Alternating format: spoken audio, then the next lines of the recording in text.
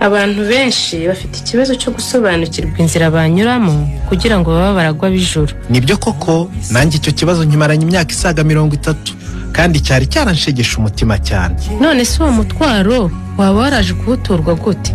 Naje guhura n'abavuga butumwa bwiza bw'ubuntu bw'Imana, bamenyesha ko Imana yatanze ijuru ku buntu.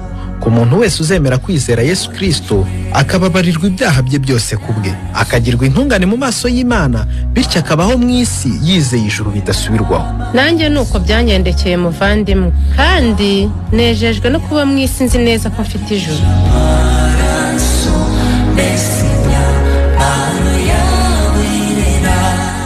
Ese nawe waba wifuza kumenya uko wajya mu ijuru ku bwa Yesu? Kurikira ikiganiro Ijuru ntirikorerwa kinyura kuri Country FM 105.7 buri wa kane guhera saa 2 kugeza saa 3 z'umugoroba.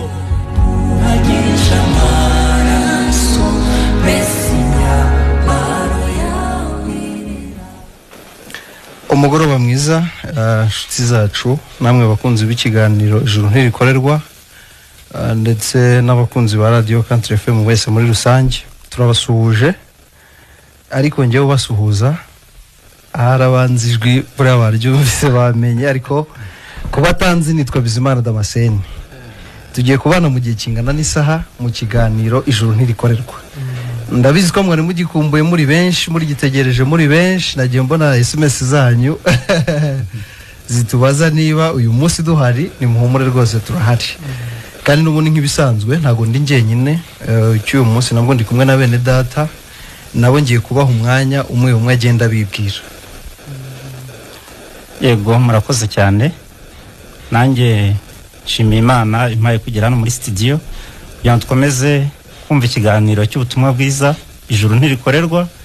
Ariko uri kwifatikanya n'abavandimwe nitwa bavuga menshi Zashe, ariko izina nzwiho cyane ni Basema ku bavandimwe banyumva no batuziranye, kandi nkomeje no kubashimira Imana cyane kubateza amatwi iki kiganiro Ijuru ntirikorerwa. Nibyo rwose. Abarundi kumwe n'undi muvandimwe ari we witwa nanjye ndabasuhuje abantu bose bakurikiye Country FM. Amazina yanjye nitwa Ntabanganyimana Elias, nanjye nkaba ndi umubwiriza butumwa bwiza, ariko umubwiriza butumwa utarabigizwe n'abantu, ahubwo nabigizwe n'Imana. Nibyo. Muri iki kiganiro rero Ijuru ntirikorerwa, nanjye uyu munsi nifuje kuwaza kugira ngo nanjye ntanga umusanzu wanjye ku kijyanye n'ivuga butumwa, cyangwa se ku kijyanye n'iki abantu benshi bahora bibaza kivuga ko ijuru ridakorerwa. Yego. Ngira ngo nka Damascene bakunze kumva, Damascene ubwira abantu ko ijuru ridakorerwa, ariko ijuru kuba ridakorerwa abantu benshi bajya batekereza ko baryumva gutyo gusa, bakagira ngo ahari ni ijambo rihakana cyangwa rikanganye cyangwa ry'ikizira. Yego. Ariko natwe nta nubwo tuvuga ko kuba ijuru ridakorerwa, ntabwo tuvuga ko ari bwo butumwa bwiza cyangwa ko ari cyo gikiza umuntu. Yego. Ahubwo icyo bimaze ni ukubwira umuntu nyine ko ridakorerwa, ariko tukanamubwira n'uburyo riboneka. Kuko abantu benshi, hari abantu benshi bamaze kuba abafana b'iki kiganiro. Yego. Bumva koko nabijuru ridakorerwa. Kuko ndetse nabigisha ko rikorerwa nabo hari aho bagira bagashyira mu gaciro. Bakavuga ati ariko se wa mugani ubuntu no gukora byo turaza kubihuza gute? Urumva Damascene? Rero nabo bakavuga ngo ijuru ntirikorerwa, ariko rikavuge ngo kuba ijuru ridakorerwa, kubimenya no kubifana ntacyo byamarira umuntu. Ahubwo igifite icyo kimaze nuko umuntu abona iryo juru akumva rifite mu mutima we. Yego rwose. Ubwo icy'ingenzi si ukutunga amakuru, yego, ahubwo no gutunga icyo ayo makuru yavuze. Nibyo rwose. Ariko Imana ishimwe ko turi hano. Turi hano kugira ngo n'ubundi abakunzi bacu, inshuti zacu, ntibabitunge nk'amakuru. Yego. Wabivuze neza uvuga ko iyo turi kubivuga hari igihe umuntu yikanga duhakanye ko ijuru ritabaho. Imari yitwa ijuru rwose, umuntu udukurikiye tugumara impungenge irahari. Nibyo rwose. Ni imari ndetse ikomeye, inahenze ku kigero wowe udukurikiye utatekereza. Ariko rero impamvu tuba tuvuze ngo ntikorerwa, nayo tuza tuyisobanura, ariko turaza no gukomeza kuyisobanura. Niyo mpamvu turi hano, kugira ngo tubabwire nubwo ari imari ihenze, umuntu ese yayibona gute? Ubwo ari imari irenze ndetse n'ubushobozi bw'umuntu. Yego. hari uwabyumva gutyo akavuga ati ko bavuze ko ari imari kandi nkaba mbona kuri konte nta kintu cyangwa nta na konte ngira mbona 500 nyararira mbona 1000 nyirarira iyo mari ngiye nayibona gute ariko nawe tumumaze impungenge ukurikira iki kiganiro biraza kurangira nawe usobanukiwe ahari Imana nawe niguhereza gutunga uraza gutunga iyi mari uyirarane yego uyicarane ariko si ibyo gusa ahubwo dusuje na bene data bose yego rwose abanyemari ariko batunze ijuru yego ntago turi kuvuga abatunze ama etage muri uno mujyi wa Kamembe arimo menshi abo sibo turi kuvuga ahubwo turi kuvuga abanyemari batunze ijuru abo rero nabo sabandi nabera yego nabatagatifu nabakiranutse yego intungane ahandi ijambo ry'Imana ryarabihamije riravuga ngo nabatagawa mu maso y'Imana abaziranenge yego ubwo tubonayo cyane no gusuhuza abera bose cyane abari kuri Simerwa yego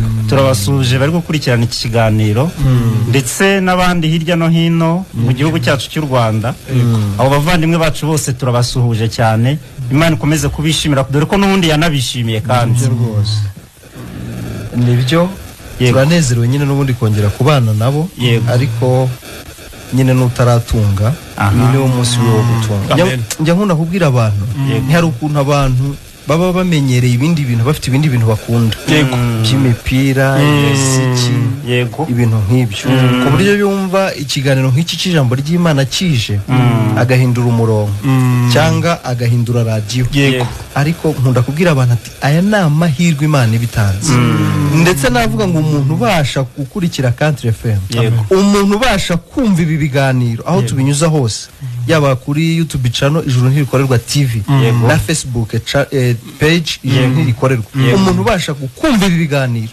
afite amahirwe akomeye adakwiriye gupfusha ubusa adakwiriye gutesha agaciro ahubwo akwiriye gutega amatwi kugira ngo nawe yumve uburyo umuntu abona ijuru akiri mu isi mwene data yego rwose numva rero nyine turakomeza no kuganira tubwira n'abadukurikiye yego ariko ngira ngo wenda nk'icyo waruvuze ati hari n'igihe umuntu ashobora kuba aba yumva yaba yarari kumva Country FM hari ibindi biganiro ariko hageraho iki ngiki akumva ko yahita ahindura urushinge ariko uvuze ikintu gikomeye ko ari amahirwe akomeye cyane ndagira ngo mbwire abantu badukurikiye icyo twita amahirwe ahishe mu butumwa bwiza cyangwa ahishe mu kintu kitubesheje ahangaha ubutumwa bwiza ndagira ngo mvuge ko bwarapiraswe ariko bupiratwa mu nyungu z'abantu igiti cyabo ariko ndashaka kuvuga ko kubera ukuntu ubutumwa bwiza bwangijwe nuko abavuga ko babwira abantu ubutumwa bwiza babasezeranya ibindi bintu bitandukanye n'ibyabakiza sibyo babasezeranya ubutunzi babasezeranya ibyaha mu isi babasezeranya ko wakubwirije akakubwiriza neza bakubwiye ko ubonye visa yo kuva mu Rwanda ukajya muri Amerika ariko reka mvuge ngo ibyo byose nta kintu bimaze nta kintu bimariye umutima w'umuntu ahubwo umuntu afite ikindi kintu umutima we ushaka icyo nicyo tuba turi hano kugira ngo tukimubwire ni na mpamvu abo bantu baba bumva batakurikira iki kiganiro babiterwa n'iki harureka kugikurikira kubera ko we ibyo by'isi basezeranya abandi wenda we yabibonye akagira ngo we ubwo ntibikimureba kubera ko ubutumwa bwiza bwangijwe iyo we abifite aravuga ati ibyo ni ibyazandushye aravuga ati ni ibyazandushye zidafite ibintu ubwo ngewe ntago ndimo bigatuma anabica amazi kubera gusa kwitiranya ubutumwa bwiza ariko ndagira ngo mbakumbuze cyangwa mbararikire impamvu y'iki kiganiro cyangwa impamvu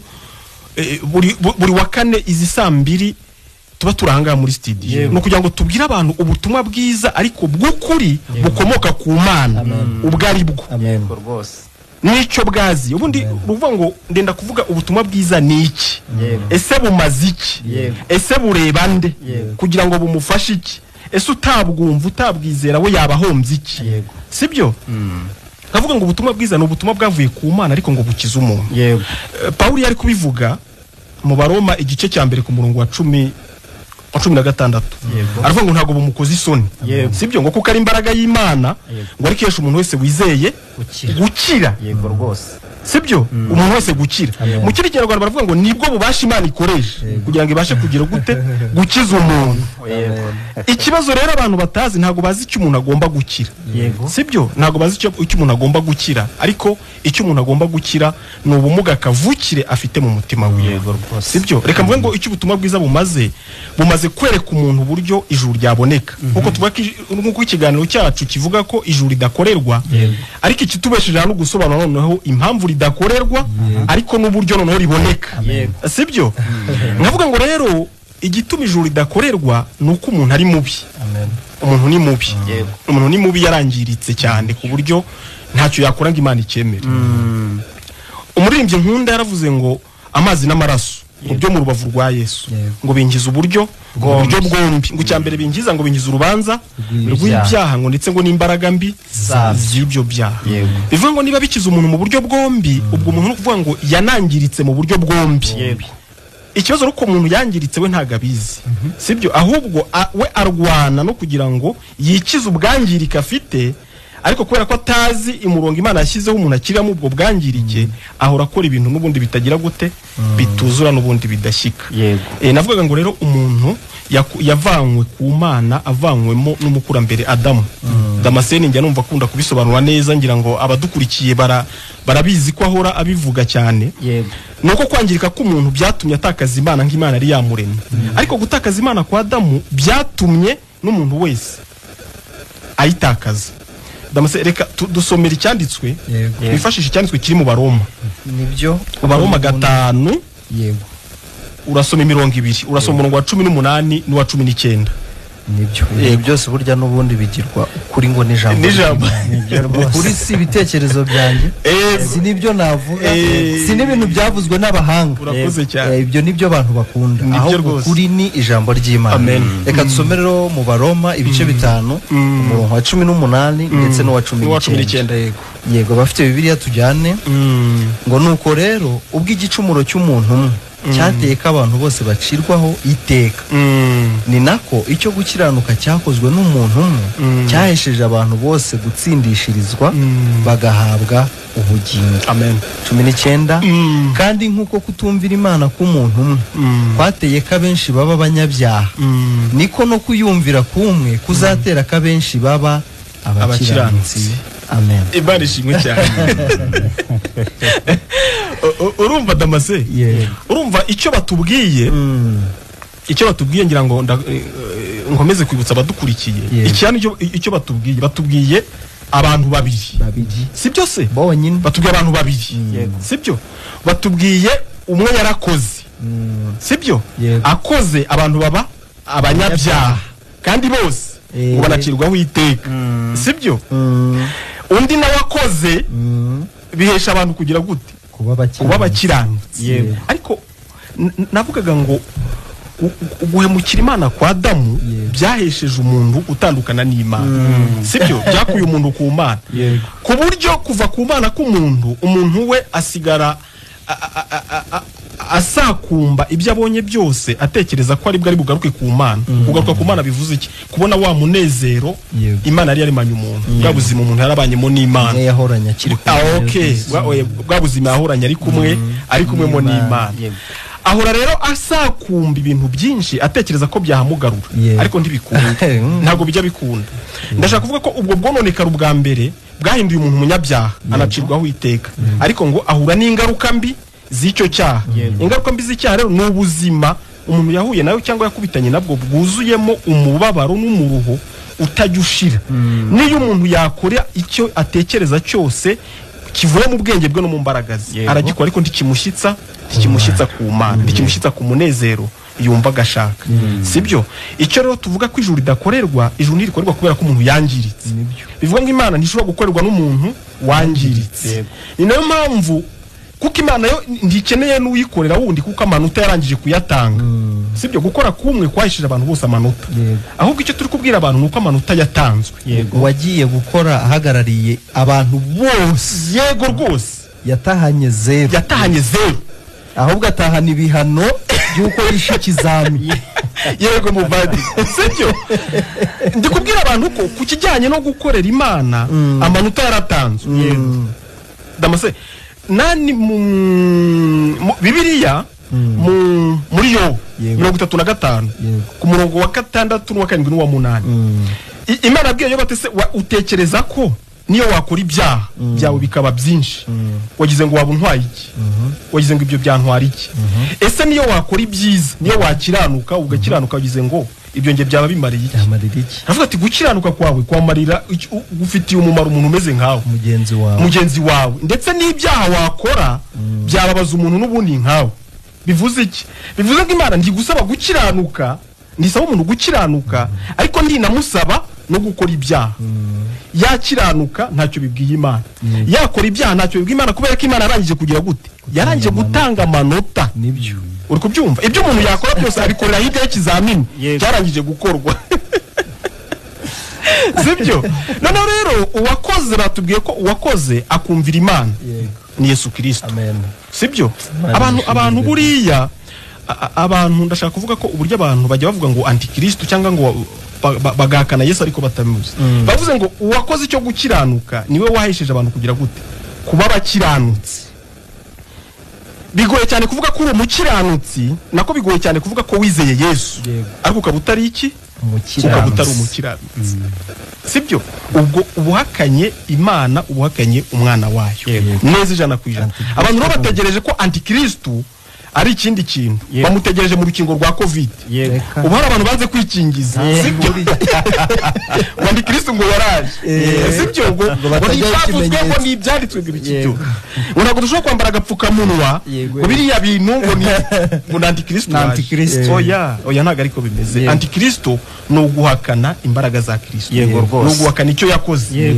niba kuvuga ngo wemera Kristo ntago bihagije niba utaraba umukiranutsi sibyo niba utaraba umukiranutsi icyo ubwo gusa nendaga kuvuga ku kijyanye n'iki cyanditswe twasomye nge nandi kwivugira gusa ngo Imana ireba abantu babiri nomwe wakoze abantu bose babanyabyaha bivuze ngo ubwo icyo wakora cyose ugikorera hirya y'iki hirya yuko Imana yarangije gutanga amanota abantu bose n'abanyabyaha niyo mpamvu Imana yavuze ngo abantu bose bakoze ibyaha ko nta washyikira ikiza bwayo ko nta washyikira ubwiza bw'Imana sibyo ubwo mu yandi magambo bivuze ko nyine umuntu ni umunyabyaha yakoze ibyaha ni umunyabyaha ntabyo yakoze kubera ko amanota y'ubundi Imana ntiyareba ahubwo ireba ayadamu sibyo hari n'abantu tujye tubwiriza ubutumwa bwiza bagafata oya atadamu icyaha ni gatozi azabazwa ibye nanjye nzabazwa ibyaje ariko reka nkubwire udukurikiye nkubwire ngo nawe ujye wibaza nyine iki kibazo wowe ibyaha ukora Adamu naramuka abajijwe ibye wowe ibyo ujye ukora uzavuga ko wabyandujwe nande ese we ko kubireka byakunaniye wendi si ikikwereka ko nyine ari ubuzima bw'undi muntu bukubamo utari ubwawe ni igihamya simusiga ufitanye isano na Adamu ngo uri kwibuza uri guhakana uvuga ati ngewe nta umuriye nawe icyaha kiwe ni gatozi azabibazwe ariko ikiguhamiriza ko mufitanye isano ari na papa wawe yego rwose nuko nawe udukurikiye ujye ukora ibyaha Imana ni umukozi w'umuhanga ubundi umuntu yaza kwisanga adakora ibyaha ntabwo umuntu yari kuzamenya ko akomoka kuri Adamu wakuye nibyo rwose ariko gukora ibyaha kwawe wowe udukurikiye buryo buri kugenda uteresha kashe nibyo atagaranye nimukashakire kure Adamu turaziranye Adamu dufitanye isano tutera kashe yego rwose ati n'ikimenyimenyi nanjye mfitemo kutumvira Imana muri gihe yego rwose niyo mpamvu ibyo ishaka nkora atari nabyo atari byo nkora kubera ko nakiriye nanjye ubundi bushake buntera gukora ibyo ngewe nshaka yego rwose kandi ubwo bushake nabwo Adamu yabwakiriye bukomotse kwa Satani kuri shitani yego ni ukuvuga ngo mu muntu harimo umugabane yego akomora kwa Satani yego rwose ariko uwo mugabane ngo narawuhembewe urupfu n'urupfu rw'iteka yego muvandimwe navugaga ko rero ibyo umuntu akora byose abikoreshwa n'uwo mwuka wa shitani uba muri we buriya rero kubera ko umuntu watabizi ajya atekereza ko muri we habitsemo ikintu cyiza yakorera Imana ikacyemera ariko ntabwo bishoboka kubera ko icyo umuntu akora cyose cyitirirwa uwo mwuka umuyobora utuye muri we reka nkubwire wowe udukurikiye ko muri wowe hatuyemo imbaraga ya shitani hatuyemo umwuka wa shitani wanduriye muri Adamu ukurusha imbaraga zikomeye cyane ku buryo nta nubwo washobora no kuwukontorora niyo mpamvu ukora ibyaha atari uko ubikunda, ukora ibyaha ubishaka cyangwa utabishaka, ariko ukagira gute ukabyisangamo. Reka naguhumurize nkubwire ngo nta nubwo uko wananiye Imana uko ujya wibona, ntabwo ari ukunanira Imana, ahubwo ni kuremye.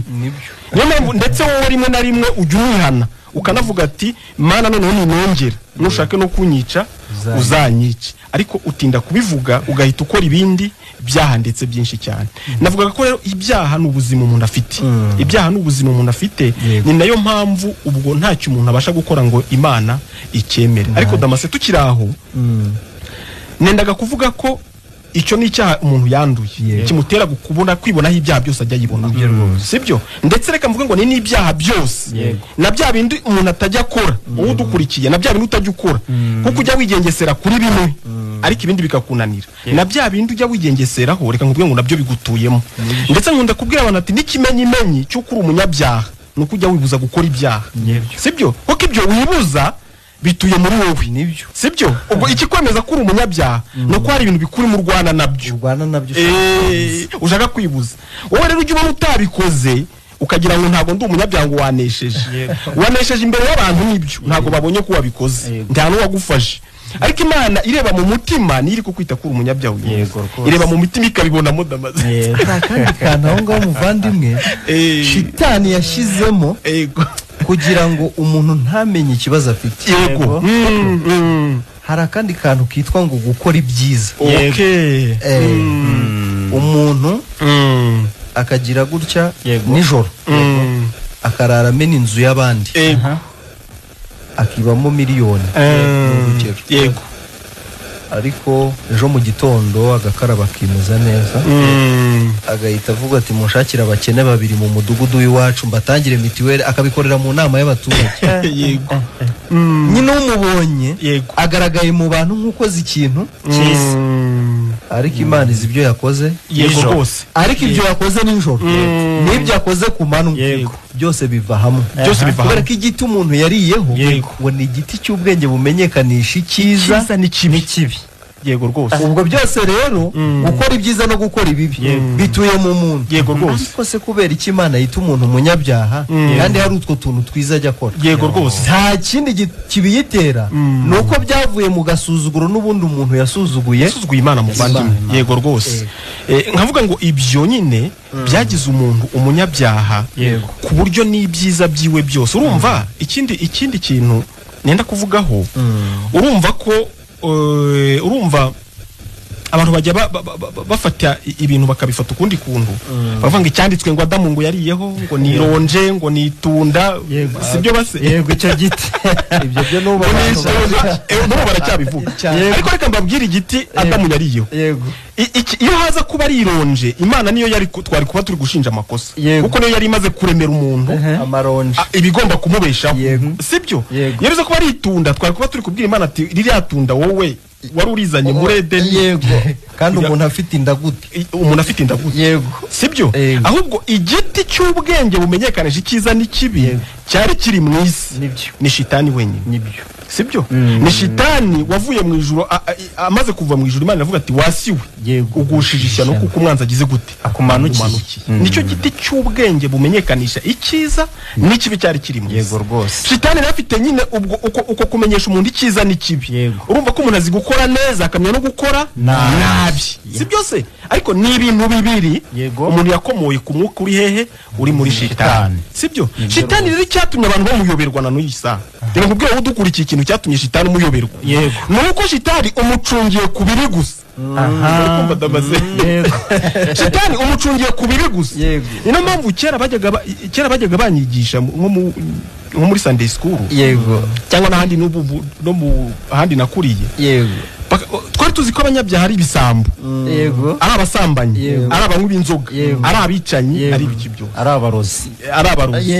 Kubera ko shitani azwi nk'umuntu gusa ukora ibibi gusa, ariko ni igiti cy'ubwenge bumenyekanisha gukora icyiza no gukora ikibi. Ikikubwira rero umuntu mwiza rwose ukomoka kuri shitani wenyewe nuko arangwa n'ibyo bintu bibiri, nuko azi gukora neza ariko akamenya no gukora nabi. Nicyo kikwereka umuntu wariye ku giti cy'ubwenge bumenyekanisha ikizana ikibi. Icyo giti rero ibigikomokaho byombi nicyo Damascene bari aramaze gusobanura. Ibikomoka kuri icyo giti byombi nta na kimwe ushobora gushyira Imana bigire gute icyemere, kuko icyo giti yari yakibujije Adamu kukiryaho. Imana yo yibiza ahantu umuntu abivanye. Ibizabi yo ifite amakuru izi kibigukoresha irayizi cyane. Nibyo rwose. Sibyo base noneho yego tukira aho ngaho izo n'ingaruka z'icyaha. Ibyo nibyo Adamu yakoze ariko bizanira abantu bose kuba iki abanyabyaha. Ariko reka mvuge no ku ngaruka z'icyaha wenda nihutisha. Ingaruka z'icyaha nuko umuntu byamuzaniye ubuzima n'ubundi bwo gutakaza nyine Imana. Kuko urumva umuntu yatakaje Imana muri we, sibyo? Ariko amaze gutakaza Imana asigara nyine ari umuntu wirwanirira, wibeshaho, wiyeranje. Ariko ibyo yeranjemo byose ntago bijya bikunda. Umuntu nawe ndetse yifitemo gushaka gukora ibyiza nk'ubitezemo umukiro kugira ngo ya vide iri mu mutima we, kuko kuba yatakaje Imana yumve ko byagaruka. Uri kubyumva? Umuntu yashyizwe mu marushanwa yo kwiruka ku by'isi byose aho biva bikagera. Nk'ubitezemo ko byamugarurira Imana. Uyu munsi rero wowe udukurikiye kugira ngo mbwire ngo ntukajye ugira ikibazo cyo kuba ibyo ujya ukora byose ujya ubona bidashyika. Sibyo? Umuntu avuka ari uruhinja yifuza akazarinda apfa akiri kwifuza, kandi si uko n'ibyo yifuza rimwe na rimwe atabibona, ahubwo nuko si cyo kibazo umutima we ufite, ntabwo aribwo burwayi umutima ufite. Umutima w'umuntu ufite uburwayi bw'uko yatakaje Imana. Birasaba rero n'ubundi ngo Imana aba yigaruka mu muntu, sibyo? Niyo mpamvu umuntu avuka ari kugirwa inama nyinshi cyane zishoboka. Bavuka bamujyana mu ishuri akiga amashuri kugeza ku rwego rwo hejuru, sibyo? Umuntu aba afite kaminuza ariko akavuga ati kaminuza ndihagije, byibuze nshyizeho masters ikibazo cyakemuka, sibyo? Nuko n'ubundi kaminuza nayo atarayibona niyo yifuzaga ndetse cyane kuruta ibindi byose, ariko arayibonye umutima ntunyuzwa, kubera ko si cyo kibazo umutima ufite. Na masters reka ngukura inzira ku bunima si cyo kibazo umutima wawe ufite, ndetse na doctora si cyo kisubizo cy'umutima wawe. N'akazi gakomeye karyoshye gahemba amafaranga menshi ntago kazaza ari igisubizo cy'umutima wawe. Ntabwo umugore mwiza washaka cyangwa umugabo mwiza uzashaka azaza ari igisubizo cy'umutima wawe, ntago bizakunda. Niyo mpamvu iby'isi warabishatse, ndetse reka ngubwire udukurikiye, suko iby'isi wenda abantu bose ntago babinganya, ariko buri wese burya abafiteho ibyo atunze. Utabitunze bifatika abitungiye mu mutima, sibyo? Ariko byose reka mvuge ngo icyo wifuzaga ejo uyu munsi urakibona ukumva si cyo kigize gute, ukumva ntigihagije. Nicyo nendaga kuvuga ko ni ingaruka mbi z'icyaha. Uvuga ngo umuntu ari mu isi nk'utanezerewe. Umuntu ashaka amafaranga akayabona ariko kunezerwa bikanga. Umuntu ava mu Rwanda agiye muri Amerika gushakirayo umunezero, ariko ntakagira gute akawuburirayo, ariko nuko yose ari isi. Igitangaje rero ikikwereka ko umuntu wese akomoka kuri Adamu kandi ko yandujwe ingaruka mbi z'icyaha. Umunyarwanda atekereza ko najya muri Amerika ikibazo kiri bugire gute, kiri bukemuke, ariko ikigutangaje abisikana n'umunyamerika nawe byanze, kubera ko bose ni bene Adamu. Nawe amahoro yayabuze muri Amerika nawe aje kuyashakira mu birunga hano haruguru, kugira ngo nawe nareba kungagi gatoya nawe arebe ko akuka yamira kuka. Reka rero nkubwire udukurikiye, nubwo isi ubona yakubereye mbi, nubwo ubona ibintu byose byakwangiye, ariko nta kindi. Navugaga ko igicumuro cya Adamu cyahesheje abantu kuba abanyabyaha ndetse banacirwaho iteka, ariko banandura ingaruka mbi z'icyaha ku buryo ubuzima abantu bibonamo cyangwa nawe ujya wibonamo ni ubuzima budahagije. Uyu munsi rero turi hano nk'abaje kubwira abantu ubutumwa bwiza, ubutumwa bwiza butanga bukiza umuntu urubanza rw'ibyaha, ariko noneho bukamukiza n'ingaruka mbi zabyo. Sibyo? Mwene magambo twaje kubwira uburyo umuntu abona ijuru ariko akabona n'ubuzima. Sibyo ndabaze? Tuba twaje hano twaje kubwira umuntu ko twaje kumuzeyura ku ijuru adashobora kurikorera ngo aribone, ndetse na cyane ko abakozi ari babiri gusa. Hakoze umwe abantu bahabwa amanota, ariko hakoze undi niwe uzahisha abantu kugira gute gutsindishizwa bagahabwa iki ubugingo buhoraho rwose. Ibyo muvandimwe wari uri kuvuga ku ngaruka z'icyaha, nanjye nkuma numva ukuntu Adamu munsi Imana yazaga ngo kumushaka ngo yahise yirukanka arayihunga.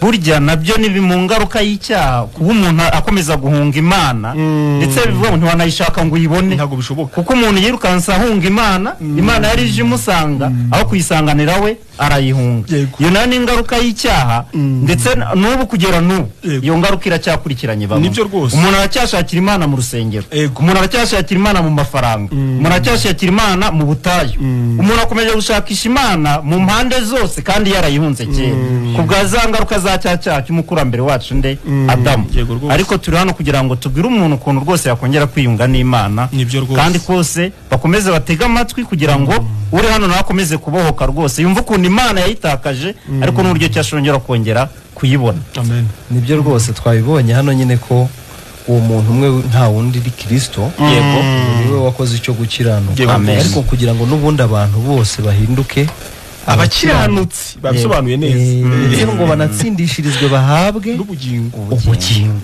nta kindi rero bisaba abavandimwe twebwe mwumva hano ibyo bintu twarabyizeye yego rwose iyo turi kuvuga ko ubundi turi abakiranutsi nuko tuba tuvuze ko turi abakiranutsi ariko ku bw'uwo muntu umwe wakoze mu cyimbo cyacu yego rwose ariko tubivuga kubera ko byahindutse ibyacu tubiheshejwe no kwizera ubwo turi abakiranutsi ku bwa Kristo wakoze ibyo gukiranuka mu cyimbo cyacu tubyizeye natwe bitubera ibyacu ariko nawe udukurikiye uyu mugoroba nuramuka ubyizeye ukizera ko Kristo burya ari gukiranuka yari ari gukiranuka mu cyimbo cyawe ndetse ko ibyo insinzi ye ejo nahoze ndeba abantu ukuntu bari guserebura hari habaye umupira bari ikipe imwe ngo yari itsinze abafana bayo mbona ukuntu ngo bari guserebura ngo ni ikipe yitwa Rayon Sport mbona ukuntu abantu bishimye bari kuri Simerwa Rayon Sport ni Kigali yakiniye Kigali kandi mu kibuga hagiyemo 11 gusa ariko kubera babaserukiye insinzi yabo nabo ihindutse yabo nawe rero duteze amatwi uyu mugoroba ni wizera insinzi ya Kristo watsinze mu cyimbo cyawe wagutsindishirije yego nawe iyo nsinzi urayigabana ibiyawe rwose nyine nani gutyo bigenda iyo bitagenze gutyo ntabwo ushobora kuba umukiranutsi ushakiye mu ngeso ntibiboneka inzira ni imwe gusa ni ukwizera Kristo wenyine wakiranutse wadutsindishirije tugahinduka abana b'Imana tukanahabwa n'ubugingo nibyo rwose ijuru tujya tuvuga umuntu akaritunga ari mwisi ni gutya nyine yego kubw'uwo nibyo rwose kuko ubundi uvuze ngo ufite ubugingo buhoraho ni ubuzima bw'iteka byose kandi hano mwisi nta muntu wagirira ubuzima bw'iteka hano mwisi umuntu wese ahava anyura mu rupfu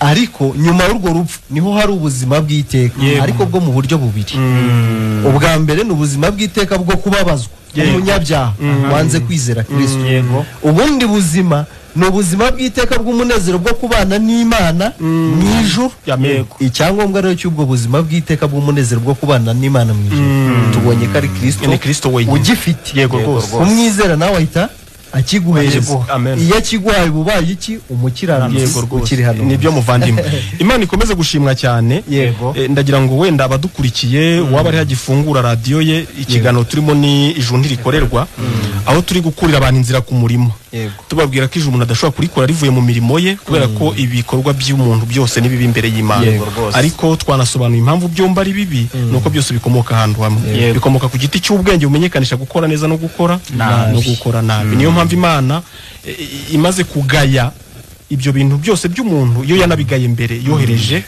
uza gukora sibyo Damascene ari kuvuga ko urufunguzo ruhesha umuntu kuba umukiranutsi ari ukwizera Yesu ariko reka nkubwire udukurikiye ndabizi nawe bakubwiye ko wizeye Yesu ndetse uvuga ko wakiriye Yesu nk'umwami n'umukiza w'ubugingo bwawe ariko dore ikintu gitangaje ginakomeye hano batubwiye ngo uwamwizeye we ahinduka umukiranutsi ariko wowe ntabwo uri umukiranutsi ahubwo na bugingo n'ubu uracyari umunyabyaha ese kwizera Yesu niba ukiri umunyabyaha bizakumarira iki k'iherezo ry'abanyabyaha ari Gehinomu sibyo reka rero icyo turi kubwira abantu hano ni uburyo bizera Yesu kuko Yesu niwe gukora kw'Imana Imana yakoresheje kugira ngo yongere igarura abantu mu buzima yabateganyirije sibyo kuko abantu batakarije ubuzima muri Adamu sibyo ariko Kristo niwe gikoresho n'ubundi Imana yakoresheje kugira ngo abantu bongere batunge ubumana muri bo, bongere babone ubuzima bukomoka ku Mana.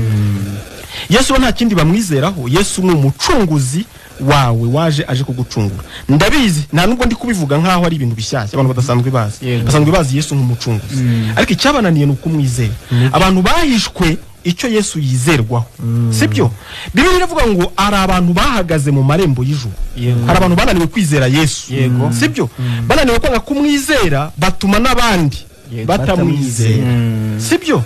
Ngo bahagaze mu marembo y'ijuru ngo banga kwinjira. Ngo ariko ngo batuma n'abashakaga kwinjira nabo batagira kwinjira. Nabo batinjira. Sibyo? Abo ni abantu bose bavuga ko bigisha kwigisha bigisha ijambo ry'Imana, bavuga kwigisha urupfu rwa Yesu, ariko bikaba bitarabagize abakiranutsi, ariko nabo bigisha nabo bakaba atarayiki, bakaba atarakiranutsi. Ariko biravuga ngo umwigishwa yakoze agashya, burya ntiyarenga urwego rw'umwigishwa. Niba umwigishwa ari umunyabyaha, umwigisha niba ari umunyabyaha, ubwo uwo abo yigisha bo bazabiki. Sibyo? Urumva ni ikibazo gikomeye cyane. Reka rero icyo tubereye hano n'ukubwira abantu niki umuntu yizera kuri Yesu. Kuko Yesu we avugwa mu magambo ariko abantu bayibuye icyo bamwizeraho. Yesu bane ari kuvuga ko yaje nk'igikoresho Imana yohereje mu isi kije gukora iby'Imana yabazaga umuntu byose, kugira Imana ongera itange amanota bwa kabiri. Kuko mu rukundo rw'Imana yemeye ko dusubira mu kizami. Ikizamini cyako twakorewe bwa mbere twabonye zero, duhagarariwe na Adamu. Imana itanga faveri yo kugira ngo noneho twongere dusubiremo ikizami, ariko atari twebwe tukigarutsemo. Sibyo? Ahubwo ari undi muntu ugiye kongera kugira gute kudukorera. Sibyo se? Ari umuntu ugiye kudukorera. Ikibazo rero gikomeye. Sibyo? Ikibazo gikomeye. Reka mbabwira abantu bayobya abantu ko babayobye. Nababwira abantu gukora. Sibyo? Ni umuntu ubwira umuntu gukora, kandi umuntu si w'Imana isaba gukora. Yakubwiye ko hakuza abantu babiri. Uwagizwe umunyabyaha n'umuntu umwe, ariko no gukiranuka kwawe kuraza kuva ku gukora kundi, ntabwo kuza kuva ku gukora kwawe. Niyo mpamvu Pawulo yandikira Abaroma igice cya 5 ku murongo wa 4, Abaroma 5:4-5. Sibyo? Yabwiye ati noneho umuntu wamaze kumenya iby'icyaha, umuntu wamaze kumenya iby'ivuko rye, sibyo? Ngo udakora, umuntu udata umwanya ngo yirirwa akora, ahubwo ngo akizera, utsindishiriza nde? Abanyabyaha. Ngo kwizera kwe kumuhanizwa no kugira gute? No gukiranuka. Ikindi kinyarwanda kiravuga ngo udashingira ku byo yagize gute? Yakoze. Ku byo yakoze. Ikibazo reka ngubwire udukurikiye, ikintu cyatumye gukiranuka bikunanira nuko ushingira ku byo ukora. Sibyo? Nuko ushingira ku byo ukora, kandi wowe ibyo ukora buri gihe bivanzemo n'ibyaha. Niyo mpamvu amavi yawe yabaye nk'ay'ihene, uri gupfukama usaba imbabazi, ariko ndayongwire ko n'ubundi ibyo ngibyo Imana yari ibizi ko ari byo uzakora. Ahubwo ndi kukubwira ngo dore icyazanye Yesu mu isi. Yesu yaje kugira ngo agukorere mu cyimbo, kuko ibikorwa byawe byose Imana yabigaye ibigayira muri Adamu. Yesu rero yaje mu isi aje gukora ibintu bibiri. Sibyo Damase? Yesu yaje aje gukorera abanyabyaha. Nicyo gituma yitwa umucunguzi. Umucunguzi bivuze iki? Ni umuntu uza gukora ibintu ariko byakunaniye. Ndetse nawe kugira ngo bagucungure nuko wemera ko wagize gute? Wananiwe. Kuba rero utaremera ko wananiwe ntibivuze ko Imana itabibonye ko wananiwe. Imana yo yabonye ko wananiwe, ibonye ko ndetse no wamaze kunanirwa. Niyo mpamvu Imana itanategereje gaburiye. Sibyo? Imana yarebye Adamu amaze gucumura, ireba na Basema, ireba na Damascene, ireba na Elias. Bose isanga n'ubundi bazavuka ari iki? Ari abanyabyaha. Sibyo? Isanga abantu bose bazavuka ari iki? Ari abanyabyaha. Ntiyavuga ngo reka ntegereze. Iyo ikiza kubona hari uzakora ibyiza n'umwe akeza, umuntu ashobora gukora Imana ikakemera. Iyo ikibona hari unumwe, Yesu yari gupfa ku munsi w'imperuka, apfiriye abananiwe. Sibyo se? Apfiriye abananiwe. Ariko gupfa mbere kwe ni ikivuga ngo bivuze iki? Kohereza Yesu mbere bivuze iki? Abantu bose baragawe. Rwose bose babonye zero. Yesu rero icyo yaje gukora, yaje kudukorera mu cyimbo. Ni ibiki yaje gukora? Yaje kudushakira gukiranuka kwahesha umuntu kwemerwa n'Imana. Uvuga ngo nugukiranuka kutazi icyaha ariko kutigeze kunagira gute? Kutigeze kunakora icyaha na gatoya. Sibyo? Sibyo? Niba Yesu urumva rero base, niba Yesu ari umucunguzi wawe, bivuze iki? bivuga ko wewe wemera ko ntacyo washobora ndetse na bya byiza byawe wari ufite yego sibyo ndikubwira abadukurikiye nibyo byiza byawe wari ufite ndikugira ngo uzeyure nabyo bijugunye ntacyo nabyo byenda kugufasha ahubwo emera amakuru y'umucunguzi aba ari ushakira amakiriro ndikubwira ngo banza utega amatwi wumva icyo Yesu yagukore kuko ibyawe wowe nubundi waritwararitse ariko nubundi wari umunyabyaha ahubwo reka nkubwire amakuru y'Imana yereje kugukorera byibuze ucungire amakiriro kuri ubu sibyo nibyo oya naniwe makiriro nuko urakubwira abantu burya iyo wagiye mu rubanza kwiburanira ugatsindwa sibyo iyo utsinzwe burya ukabwirwa ko watsinzwe kubera ko utaruza amategeko iyo ujuriye ushaka umwavoka nibyo sibyo umwavoka rero iyo umuhaye urubanza abantu banze guha Yesu urubanza rwabo warubizi iyo wari umwavoka urubanza bivuze iki bivuze ko umwavoka uri bwemere ngo naburana neza agatsinda ubwo ndabangize nde ndabansinze sibyo na cyane ko iyo ari kuburana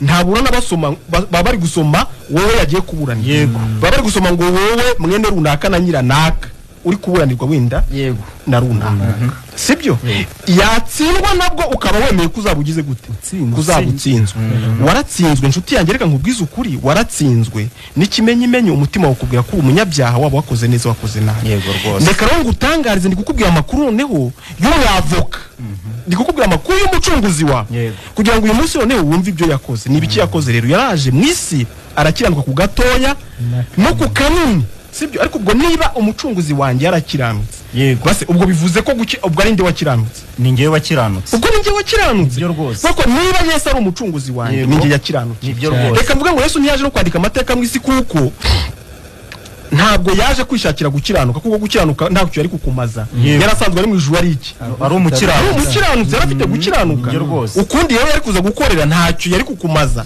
ahubwo uko yaje gukorera n'ukwanjye nuko yaje kugira gute yaje gucungura sibyo mu yandi magambo ni ikizamini cyananiye ariko Yesu yaraje yuzuza amazina yanjye ndikubwira abadukurikiye ndikuko bizera Yesu yaje gukora ikizamini yandika amazina yawe ku mutwe w'ikizamini sibyo amaswandika amazina yawe ajya ku kizamini cyakunaniye ndikuvuga gukiranuka no kubahiriza amategeko byarakunaniye we none harangije icyo kizamini aragikora arasubiza ahera ku kibazo cya mbere ageza ku kibazo cya nyuma byose arabisubiza banakosoye batanga amanota 100%. Sibyo? Ndikubwira ko ubwo Yesu niba yarakiranutse niba umwizera nk'umucunguzi wawe wagombye kumva ko iyo nsinzi ari yawe. Icya kabiri gukiranuka guhesha umuntu ijuru Yesu yari amaze kugukorera. Ariko kubera ko ari umucunguzi wiyemeje kubazwa ibyo umuntu byose yarazi ko Imana ari mubwe kibembo by'ibyari iki ari urupfu. Ibembo by'ibyaha urupfu ngiki ntago ari urupfu ngurwo gusinzira kw'imibiri. Ni gihenom no kurimbuka mu yandi magambo.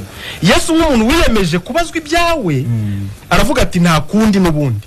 Ubwo no kurimbuka niba bihari ubwo nabyo ndagira nte ubwo ndarimbuka sibyo niba runaka yagombaga kurimbuka ariko nkaba naremeje kumucungura ubwo bivuze ko nabyo ngomba kugira gute ngomba kurimbuka. Yesu rero Imana imubaraho ubunyacyaha bwawe bwose. Ubunyacyaha ngiki wowe udukurikiye ndikubwira ubunyacyaha ngiki ubunyacyaha kamere yawe yose yakoze ibyaha cyangwa itabikoze niyo Yesu yaje gupfira niyo yaje kwibaraho.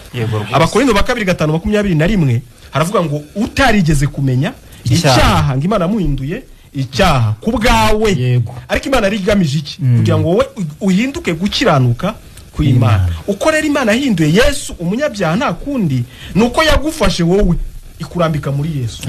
Kuko nta kundi Yesu yari kuba icyaha yari ugikore ntago byari gukunda ahubwo byaciye mu nzira ko Imana iterura icyaha igitereka muri Yesu. Yesu ahinduka iki ahinduka umucyaha. Ubwo Imana yafasha abari mu isi bose kubera ko ari abanyabyaha bose bashyira muri bashyira muri Kristo Yesu kugira ngo hano umunyabyaha n'ibembo by'ibyaha bigire gute bitangwe. Sibyo?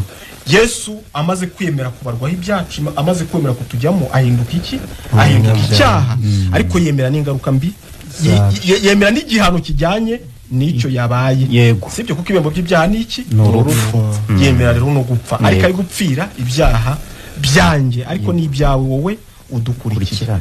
Uyu munsi bangaba inkuru nakubwiraga nkabagira ngubwire ngo ibyo warwanaga nabyo Yesu nibyo yaje kugira gute nibyo yaje gukora. Sibyo? Yesaya ari kubihanura Yesaya 40:40 banza ari 3 hafi yanjye. Havuga ngo nimuhumuriza abantu banjye. Sibyo Damase? Utwaje no guhumuriza abantu. Ibyo rwose. Turano guhumuriza abantu. Havuga ngo nimuhumuriza abantu banjye kandi mubahumurize. Mubabwire ko intambara zaho zabo zishize Yego. sibyo kandi ko n'ibyaha byabo babibabariwe kabiri Yego. n'Uwiteka Nibyo rwose. wowe udukurikiye kugira ngo nkubwire ko ibyaha byawe Yego. Yesu yarabibabariye Nibyo rwose. kubabarira ni ikinyarwanda cyumvikana no kubabara mu mwanya w'undi muntu sibyo kubabarira nuko nari bubabare ariko bakabona undi muntu ugira gute ubabara mu mwanya wanjye. Yego rwose. Yesu rero yababariye ibyaha byawe byose. Imana ibasha kurebera iherezo ry'ikintu ikaribona mu itangiriro. Yego. Yabonye ibyaha byawe byose Imana irabibara neza irangije ibibara kurinde Kuri Yesu.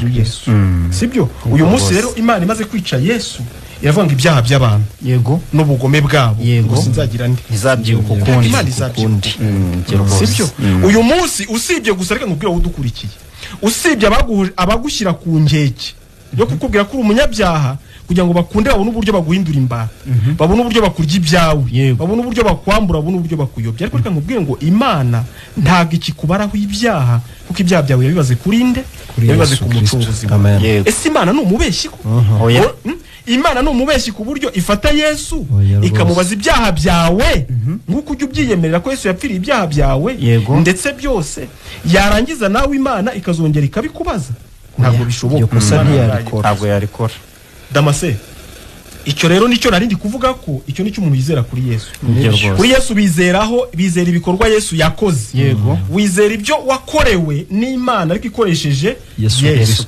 ukivana mu kazi kuko n'ubundi akazi kawe n'ubundi kahora usanga uri iki umunyabyaha abantu rero iyo turi kubabwira gutya ko Yesu yapfiriye ibyaha byabo baravuga ngo noneho ngo muri kwigisha ngo abantu ukora ibyaha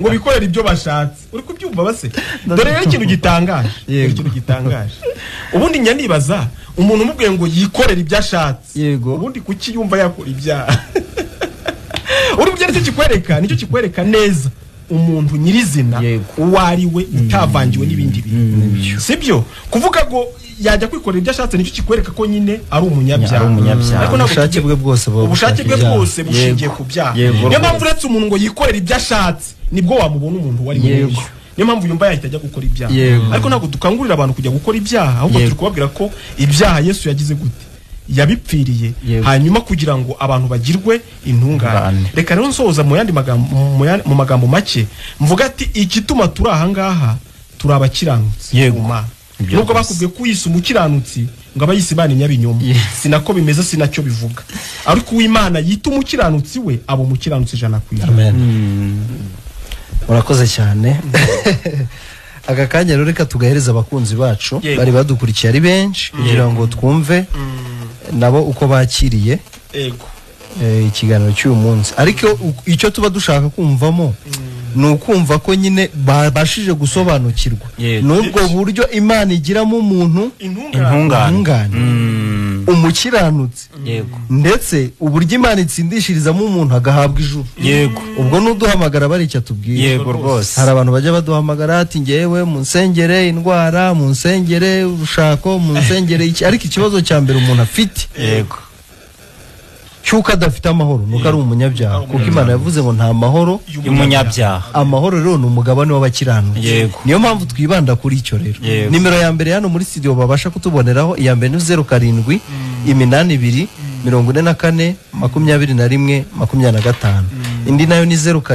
38 3 mukaduhamagara tukavugana ukatubwira icyo wumvise nawe muri iki kiganiro Country FM alo mwiriwe shuti z'Imana wiriwe neza n'amahoro ijuru n'ubuntu yego witwa nde ijuru n'ubuntu ndaje burya amafaranga ribagaho yego nanezerewe cyane utaretse no ku mutima byageze no kumviko yego urabizugira ngo Imana irashibaga Imana narasanze Imana barayimaze kuko muyigisha neza nguko mbishaka ubu bwa kabiri mbumvishije ubu bwa kabiri mbumvishije ariko noneho ni nguko umuntu yabatwara ikinyabiziga muri vitensi ya kabiri agahita agikubita muri vitensi ya gatanu nanje niko mwanyujuje ubu ngubu niko meze yego ariko ntabwo watwibwiye izina ryawe nitwageze Emmanuel i Rubavu cyane rwose uri umutagatifu cyane kuko mbikesha Yesu Kristo wamenekeye yari amaraso yo ku musaraba akabingurira ku bundu ndanamande yanjiye ndanikiguzi kuko niyaza kubica ndanubona no kukibona n'umunsi nagumwe ahubwo noneho harimo abandi batubwira ati ijuru nta mafaranga nguko dusanga mu nsengero bamwe babyigisha ugasanga hari naho nzobagwaniye amakofe gakarepeta rigasekera ugasanga abapolisi n'abakuru b'ingabo bari kuza guhoshereza ndambara mu nzu z'Imana nabwo n'ibindi babigayitse ariko abantu benshi barayobye cyane bayobejwe n'abanduga ibigitari ko abakozi b'Imana kandi ngiye mbona ko atari byo ahubwo mu by'ukuri ukunda uko mbibona nimba Yesu Kristo yaraje kudupfira akaba yari umwana umwe w'ikinege nubwo byose mwabigambye njewe ndaco ntagamba hari ntabwo burya nimba umuntu ari umwana umwe w'ikinege ukabona isaramu kubisa ingoni yiteye ko yakoze akandu katamunejeje ntabwo yaza kuba bari rundi ufite abandi 10 hagize umukubagana Yesu niwe ndangarugero yaciye ara ku musaraba ndaco yakoze arabambwa arashinyagurirwa nukuvuga ngo twebwe kugira ngo twiyunge n'Imana yaturemye twebwe wakora icyaha noneho ndakubabarirwa kuko ari urugero rwo tukurebaho ari we Yesu Kristo wadupfiriye tukabindungane tutabyikeshaho yego none se manwe pereza kuri ubu uramutse ukoze icyaha waba ukiri intungane naba mbaye umunyabyaha bitewe ko Imana atarindabera kuri wa munsi w'imbebuka nukunyuza mu muriro ibinyeretse bya byose byo nakoze kandi nanjye ndaco nakwireguza nimba Yesu Kristo yanyuze hariya ngambere inzira y'ukuri ubwe mba nzize ibyo nakoze rwose none se manwe pereza Yesu wari uri kutubwira ajya ku musaraba yapfiriye ibyaha byawe bingana iki byose ndana kimwe ubwo byo nakora bona nije wabyibandirwa ico gihe yagiye mbita mbumwere none se ibyo ngibyo wakora ubu uri kuvuga byoho ntabwo byari birimo byose byari birimo none se kuki uri kugaruka ukavuga ko Imana ishobora kuza nawe ikabikwishyuza kandi ari byo yabaze kuri Kristo arega yabaye umunyabyaha kubw'ibyo byaha byawe yabaye umunyabyaha kubw'ibyo nari nakoze manwe umva gatoya Yesu yapfuye mbere yawe cyane rwose yapfuye mbere yawe nibyo ariko apfiriye ibyaha byawe byose si byose bivuga ngo kubipfira nuko yarazi ko uzavuka ukabikora si cyo bivuze cyane noneho abipfira byose rero ku musaraba abipfira byose ku musaraba nukuvuga yuko buno ndi umwere ndacaha mbagwaho ariko ntabwo nakora ibintu mvuga yuko Yesu abipfiriye byose ntabwo nanjye ariko mvuze ahubwo nari mvuze ati usitaye ku cyaha wakomeza ukaba intungane oya utetse ugamba ati Mana mbabarira ngakibabarirwa kandi kwihana kuza tugwishwa na Bibiliya na Zaka yaravuze ati wondi mu mwenda naze mwishure niba ngombwa mukubire manwe turaza kugukomeza kugufasha kugusobanurira kuko urumva hari byinshi utaranasobanukirwa cyane rwose ahubwo waduhereza nimero yawe 078 yego 5 yego 77 yego 91 94 okay 94 3 5 urakoze cyane tanga umurongo ujyana n'abandi tubavugisha kuko tuba dufite umwanya muto kandi tuba dushaka kumva abantu benshi ahubwo namwe mutwongeze mudushiraho indi minota ngahe mutwongeze tuzabireba sawa murakoze cyane kandi hari byinshi byo tubakeneyeho byo kuduhugura ariko nino dufite radiyo ya Rubavu nayo iyobokamani arikundaga gucumwe natwe muzaduserukira igihe kimwe sawa nta kibazo turaza no kuvugana ubwo twabonye nimero yawe sawa murakoze sawa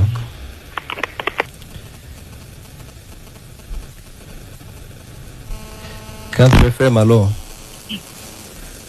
Country FM allo oui amahoro meza amahoro kelele yego meze neza yego nanjye nshimiye Imana nyine ko nabaye umukiranutsi yego mbigizwe nyine no kwizera Yesu we waje agakora icyo gukiranuka nanjye nyine bikampesha kuba umukiranutsi. Bashimiye Imana bene data nyine ku bw'iki kiganiro cy'ubutumwa bwiza Imana yabanyujijemo.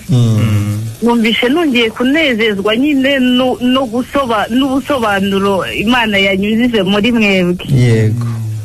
Ubwo rero nanjye namara abakunzi b'iki kiganiro impungenge mbabwira yuko nta cyaha Imana ikitubaraho, ku mpamvu yuko yabaze neza, yatondaguye ibyaha byacu byose tutaranavuga ngo tubikore, ahubwo iradutanga kuko yari izi abo tuzavuka turi bo. Irangije nyine ibibaza Yesu, ibimubaraho nk'aho ari we wabikoze, irangije irabimuhanira, igihano cyacu kirangirira muri Yesu. Cyane ko noneho mwatubwiye ko Imana twebwe yadufashe idushyira muri Yesu, irangije iduhaniramo kugira ngo turangirize n'igihano. Rero nanjye nshimiye Imana cyane ko ndi intungane, ndi umukiranutsi ku bwa Kristo. Nge ntabwo nari gushobora gukiranuka ku mpamvu ya kavukire yanjye. Nanjye naragerageje, idini nyine rikambwira ngo kora ibyiza, gerageza wirinde ibibi, gerageza. Bambwira ko shitani ari umuntu mubi nyine ukora ibibi gusa. Noneho bakavuga bati nukora ibyiza gusa nawe uzemerwa n'Imana. Naragerageje nyine birananga ku mpamvu yuko ndi mubi, ndi igiti kibi, ngakora ibyiza n'ibibi bivanze. Ariko nshimiye Imana ko mu gihe gikwiriye nanjye yamenyesheje ko nta gikorwa cyanjye Imana ishaka, ko nge ngomba kuvamo, ahubwo nyine babiri nibo badukoreye. Adamu yarakoze yumvira shitani duhinduka abanyabyaha, ariko nyine na Yesu araza akora icyo gukiranuka duhinduka abakiranutsi. Ngo nabwiraga abantu nyine batarabona ijuru ko bo bakwiriye kuvamo, bakwiye kwegera ku ruhande, ahubwo bakemera ibyo bakorewe nyine bagahinduka abakiranutsi ku bwa Yesu. Urakoze cyane Kire, tugushimiye Imana rero ko ubaye umutangabuhamya nyine. Ubaye umutangabuhamya. Yego, amahoro meza. Amahoro. Yego, uramutse bene data bose. Yego. Country FM, allô? Oui. Oui, turakumva. Uri nduherereye he? Mwiwe neza. Allô? Oui. Urinde uherereye he? Uherereye Nkungu. Okay. Yeah. Uretse kandi Imana bari Imana kitakora. Kwizera yagiye. Abatangabuhamya nabo baba bahari. Abatangabuhamya b'icyo Imana yasezeranije nabo baba bahari, banagabanya uwo mugabane bawutunze. Country FM, allô? Allô? Oui. Yego, mwiriwe. Yego, Epifani. Turashimiye kuri icyo kiganiro muba mwatanze. Yego. Nge ndashaka kubaza ikibazo. Yego, nta kibazo. Ko tuzi ko twese twacunguwe. Epifani. Hello? Ihutishe uhishe ugushe ku ntego kugira ngo tubone uko tugusubiza n'abandi tubasubiza. Ikibazo mfite. Yego. Tuzi ko twese twacunguye kuko turabyemera. Yego. Ariko se mu by'ukuri ko tuzi ko ijuru rizagerwamo n'abarikoreye. Ubwo mu by'ukuri ko tuzi ko mu ijuru hazajyamo abakoze ibikorwa byiza, hakagira n'abandi bajya mu kuzimu, bizagenda bite? Uzajya kwa Satani n'uzajya mu ijuru bizaba byagenze gute? Bizatondekanwa gute? Kandi ibyaha byacu twese byararangiriye muri Yesu, kandi twaba tuzi ko hari uzajya ikuzimu n'uzajya mu ijuru. Epifani, ikibazo cyawe ni cyiza, ariko nanone wowe wari uri kuvuga ko ijuru rizagibwamo n'uwakoze ibikorwa byiza, ariko nanone twebwe tubereye hano kukubwira ko atari ko bimeze, ko ijuru ridakorerwa. Turi ku ikiganiro cyacu cyitwa ijuru ntirikorerwa, ariko kugira ngo tubwire umuntu impamvu ijuru ridakorerwa nuko ibikorwa byawe byose aho biva bikagera ari ibyaha ku Mana, kubera ko nawe uri mubi bitewe n'ivuko ryawe. nicyo cyatumye Imana yabigaye mbere y'uko ubaho ikohereza umucunguzi kugira ngo uzavuke usanga inzira ziharuye, usanga umucunguzi akazi wagombaga gukora yaragakoze kuko we watsindiwe muri Adamu. Niba wakurikiye, niba twatangiranye aragiye, ariko ndanabona hari n'iminota iri kutujyana, sinzi niba nta wundi nta telefone dufite hano. Ndabona hari ntayo. Ariko tunabishimiye Imana byose nyine byose. Tubishimiye Imana, dushimiye abantu badukurikira kuri Country FM, dushimiye abararikira abandi gukurikira iki kiganiro. Ariko cyane cyane cyo dushimira Imana nuko abantu nyine bumva iyi nkuru nziza ariko bagahinduka mu mitima yabo.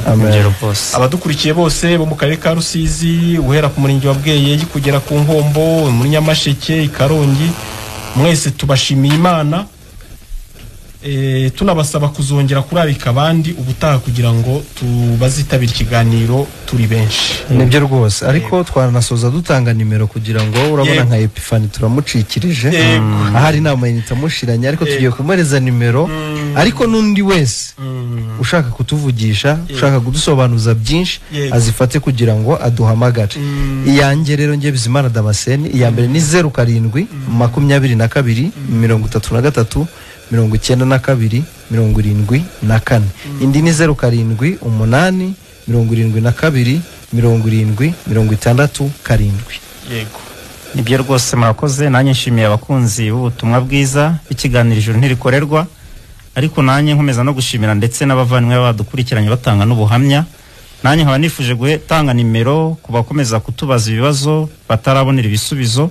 Yanjye basema ni 0783 55 14442. Ego, yanjye ni ya Ntabanganya Imana Elias, ni 07 8 22 78 440. 07 8 22 78 440. Nibyo wanacikanywe n'iki kiganiro, hari ahandi wagisanga. Ni kuri YouTube channel yitwa Ijuru Ntirikorerwa TV. Ndetse wanadukurikira kuri Facebook page nayo yitwa Ijuru Ntirikorerwa TV. Ariko no kuri Facebook bisanzwe amazina yacu uko mwagiye muyumva, uyashyizemo watubona ukatubaza buri kimwe cyose wifuza kumenya. Amahoro y'Imana rero ayo umuntu yabasha kumenya n'atabasha kumenya, akomeza abane n'abera bose none niteka ryose. Amen. Amen. Amen.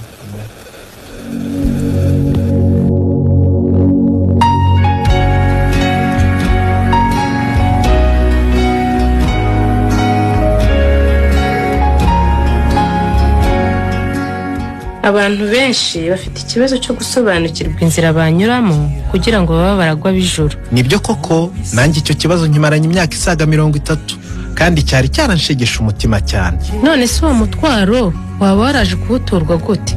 Naje guhura n'abavuga butumwa bwiza bw'ubuntu bw'Imana, bamenyesha ko Imana yatanze ijuru ku buntu. Ku muntu wese uzemera kwizera Yesu Kristo, akababarirwa ibyaha bye byose kubwe, akagirwa intungane mu maso y'Imana, bityo akabaho mu isi yizeye ijuru bidasubirwaho. Nanjye nuko byangendekeye muvandimwe, kandi nejejwe no kuba mu isi nzi neza ko mfite ijuru.